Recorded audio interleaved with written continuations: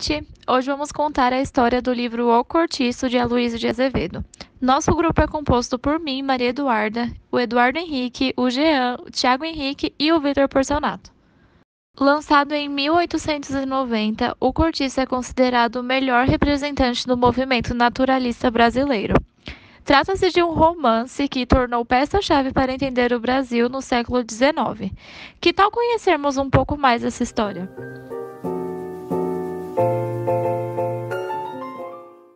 João Romão é um português ambicioso que só pensa em dinheiro. Por 12 anos, ele trabalhou em uma taverna, nos refúgios do bairro de Botafogo. O dono da venda enriqueceu e João Romão a herdou. Bertoleza era uma crioula e escrava de um velho cego. Além disso, era vizinha de João Romão e é aí que começa essa história. Bertoleza era quitandeira e, aliás, uma quitanda muito movimentada. Ela tinha uma carroça de mão que fazia fretes pela cidade, vendendo fígado e sardinhas. Porém, todo mês ela tinha que enviar um dinheiro para o seu dono, que morava lá em Minas Gerais. Um dia esse homem caiu morto na rua.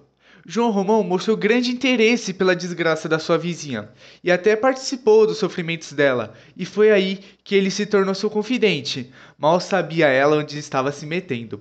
Ela contou para ele as dificuldades de sua vida e, em segredo, contou a quantia que tinha juntado para comprar sua liberdade e o pediu para que guardasse em suas economias. João Romão notou que poderia tirar proveito do dinheiro de Bertoleza, e ele não foi nada bobo, e logo propôs que morassem juntos. E ela topou, pois ela procurava um homem superior a ela. Com as economias de Bertoleza, João Romão levantou uma casinha de 2 portas. Na frente ficava a quitanda e atrás o quarto deles.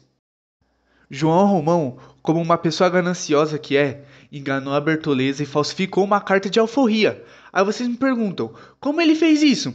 Eu vou contar a vocês. Romão enviou uma mensagem ao cego dizendo que Bertoleza havia fugido para a Bahia e fez uma carta que dizia que ela era uma pessoa livre. O cego morreu e ele ficou sossegado com a sua mentira. Com o dinheiro que Bertoleza juntava para a alforria, ele comprou mais terras e construiu mais casas. João era um homem muito avarento e mão de vaca também, pois até o resto de comida dos trabalhadores ele comia, roubava materiais de construção e ferramentas de outras obras. Tudo isso para não gastar dinheiro e poder cada vez mais construir mais casas. Agora nessa história, ele é mais um personagem, o Miranda, outro português, e além disso ele era negociante de fazendas e morava no sobrado ao lado da casa de João. Morava nessa casa com a sua esposa, Estela, e sua filha, Zumira. Essa é uma família um pouco complicada. Miranda se mudou para Botafogo pela necessidade de afastar sua mulher de outros homens, e ainda por cima desconfiava que Zumira não era sua filha. Mas, continuando, Miranda queria comprar um pedaço do terreno do cortiço para aumentar o seu quintal e Romão construir mais e mais casas. Porém, nenhum dos dois lados cedia e acabou gerando um conflito entre os dois. Um dia, na vida de Romão e Bertoleza, apareceu um português chamado Jerônimo. Ele tinha muitas habilidades, por isso ofereceu uma proposta para Romão, que acabou contratando o homem. Ele logo se mudou para um cômodo no cortiço com sua mulher Piedade. E se prepare, porque é agora que começa o caos. Uma mulher linda e sedutora chamada Rita Baiana volta para o cortiço. Todos a recepcionam muito bem e ela resolve dar uma bela festa. A fofoca sobre a família de Miranda correu solta pela festa, depois de ele aparecer na janela e ameaçar chamar a polícia pelo barulho.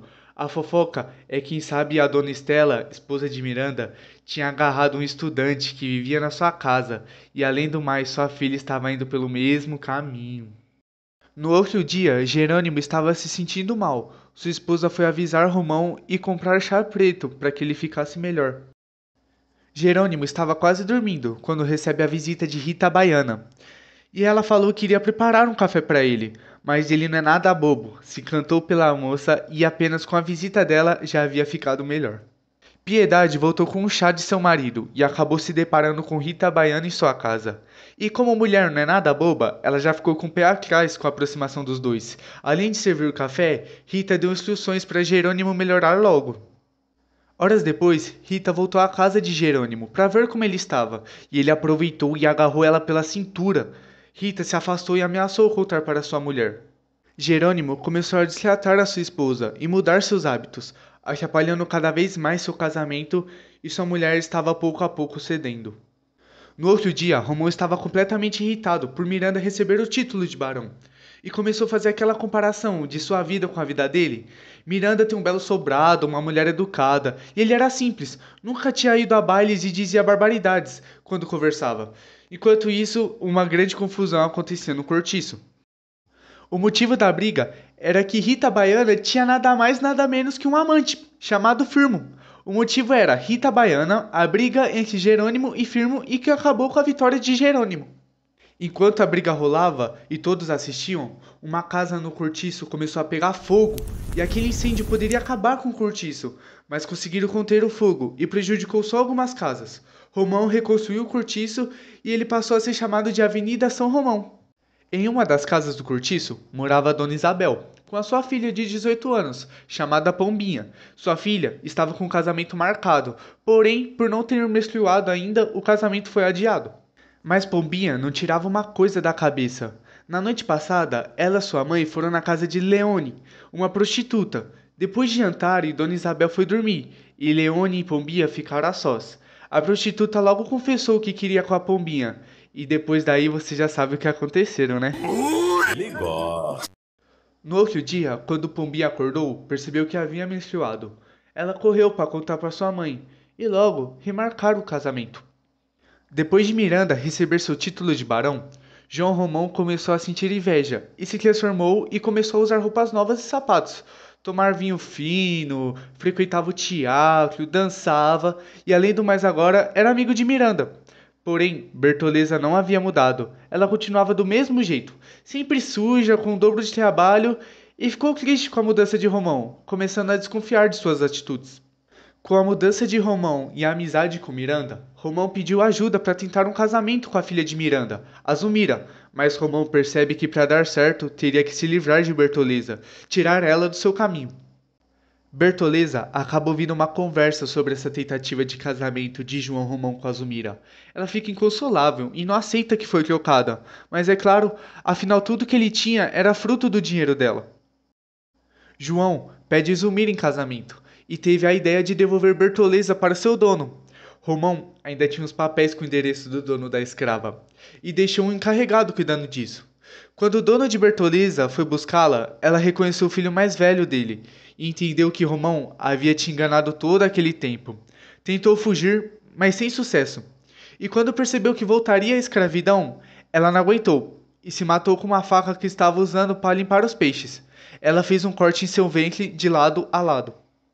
Romão fechou os olhos, mas seguiu seu caminho, pois naquele mesmo momento ele havia uma comissão abolicionista, em que foi levar a ele o diploma de sócio benemérito de Miranda.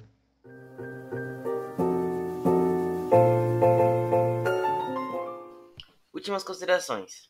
Para lembrar, o Cortiço é considerado o melhor representante do movimento naturalista brasileiro.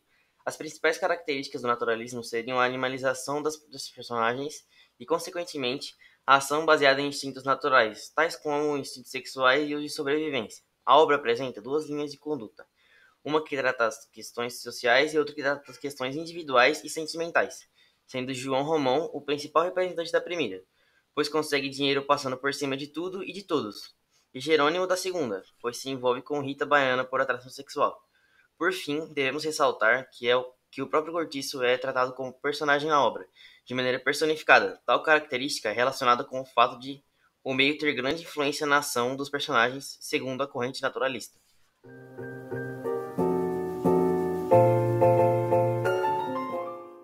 E é isso, pessoal. Nosso podcast vai ficando por aqui. Gostaria de agradecer todos vocês que ficaram com a gente e ouviram a história do Cortiço.